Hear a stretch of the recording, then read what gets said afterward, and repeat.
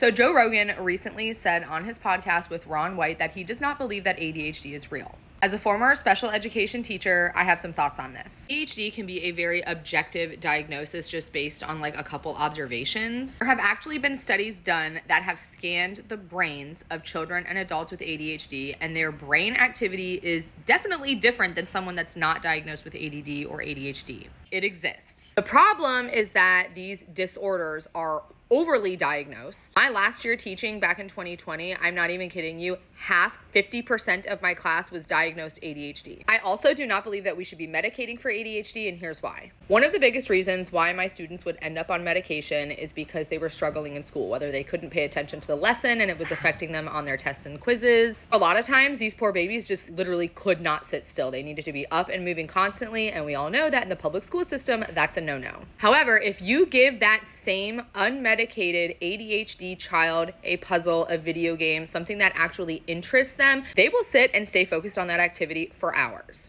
And isn't that true for everybody, ADHD or not, that when you're interested in something, you're gonna put your focus into that? The difference is that kids with ADD and ADHD, they just don't care about the stuff that doesn't interest them. Whereas kids that don't have ADD and ADHD officially diagnosed, they have a way of forcing themselves to stay focused on topics that aren't of interest to them. And we really need to step back and think like, is that a good thing? Like, should my child be masking their boredom? So we're essentially medicating these babies in order for them to fit in with these societal norms of being able to sit at a desk and listen to boring history and math lessons. Do ADHD kids need to learn history and math and all the subjects? Yes. But why do they need to learn it in the same way as everybody else if that's not how their brain works? So instead of medicating these children in order for them to be able to sit through a math lesson or learn about history, why don't we change the way that we're teaching? Make it interesting, make it fun, allow them to be up and moving while you're doing the teaching. A child shouldn't have to have a piece of paper, that IEP that says they're allowed to stand when they're learning.